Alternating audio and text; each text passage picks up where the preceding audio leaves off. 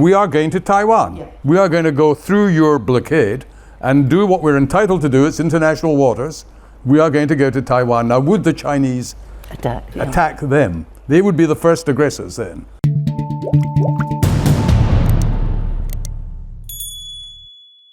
So let's talk first of all about, Malcolm alluded to it, but the practicalities, A, of China being able to invade Taiwan, and B, of the US being able to stop that invasion. I mean, Taiwan is very mountainous and rugged, as you said. On the east coast, it's got very high cliffs, which makes it hard to invade. On the west coast, it's got very few ports and very shallow seas, which makes it hard to bring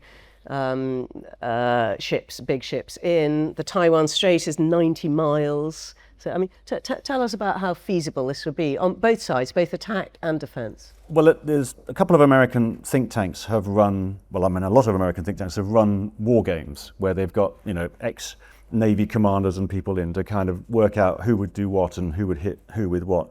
RAND did it, they've done a lot, but their conclusion was that the US either loses or gets a bloodbath. CSIS, Center for Strategic International Studies, ran 24, I think, different war games in 2023.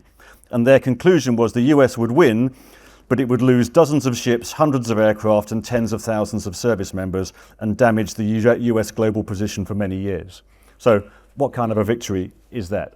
So, I mean, the answer is, we have to remember, of course, that the US is not fighting on its own.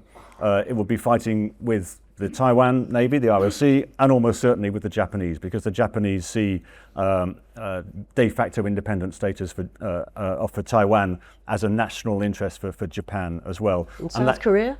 Well, I guess it would depend. I mean, there are many American forces based in South Korea. So would the Chinese then attack those bases? Would that then drag the South Koreans in, or would the Chinese try and play divide and rule and not involve everybody? There were also American bases, there were American military stockpiles in the Philippines, and they would almost certainly get involved, so therefore would would China therefore attack the Philippines? I mean, not that the Philippines is a major military power. And then you've got to think about the reaction of the other Southeast Asian countries, all of whom don't want this to happen, but at the moment their only policy response is to stick their fingers in their ears and shout la la la a lot. So by this time, of course, global trade has ground to a halt. Maritime shipping insurance rates have gone through the roof. Nobody's got any semiconductors to put in cars, so all your car production lines are stopping around the world. So there's a whole lot of things which are happening kind of as this bloodbath is ensuing. Malcolm, yes. Yeah, it's worth bearing in mind that why the Japanese consider it as crucial to their national interest as well. First of all, China has territorial claims against some Japanese islands, as well as some South Korean islands. So this is all part of a Chinese habit that has developed recently. But much more important than that, the Japanese correctly take the view that if China ever controlled Taiwan as well, then Japan is dependent and South Korea is dependent on huge amounts of maritime seaborne trade, which goes from the rest of the world up through past Singapore, due north, up either between Taiwan and China or just east of Taiwan. If Taiwan becomes part of China, that China would effectively claim this is our territorial waters.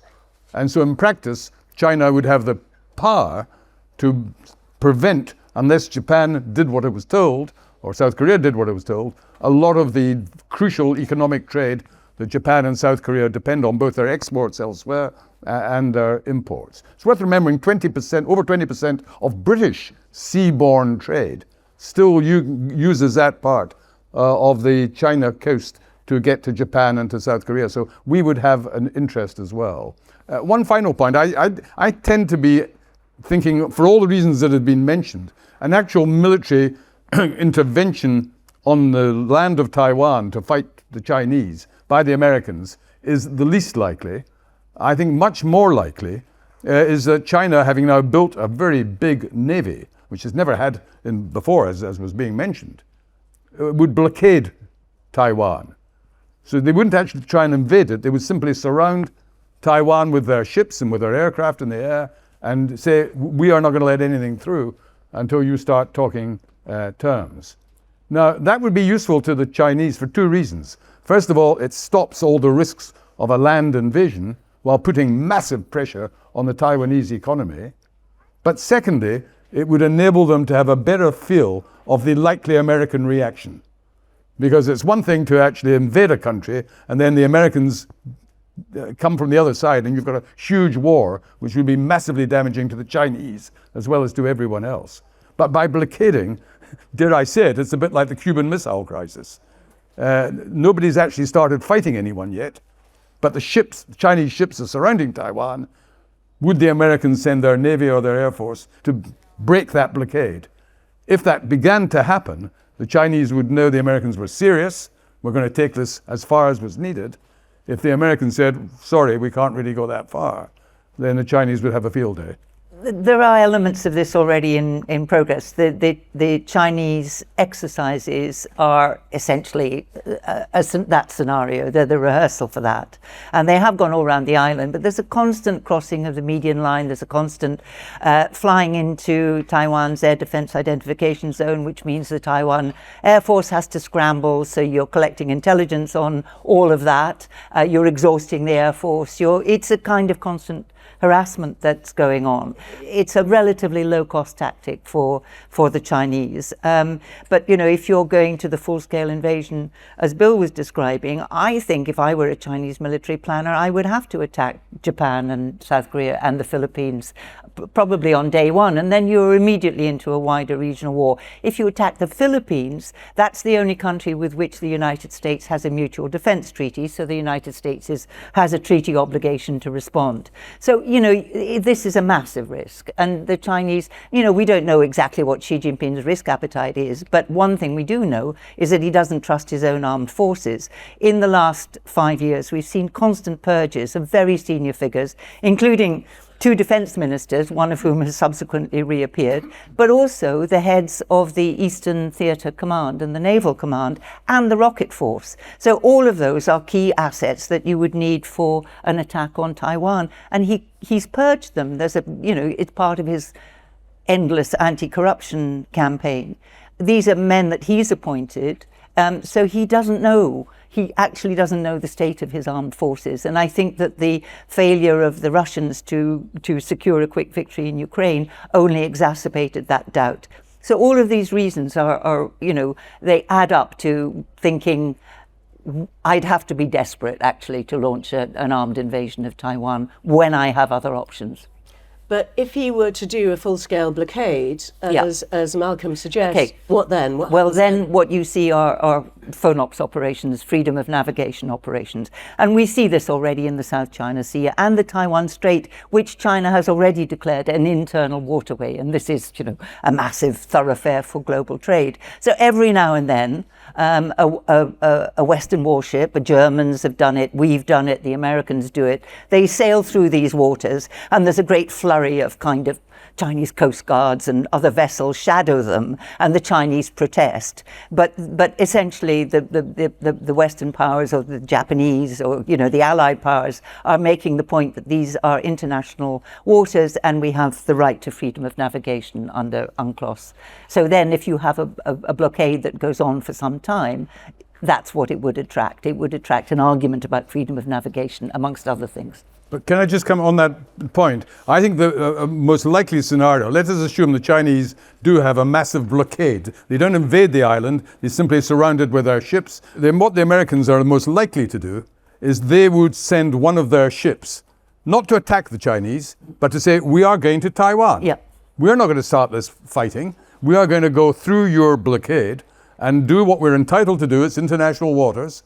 We are going to go to Taiwan. Now, would the Chinese attack them? They would be the first aggressors then.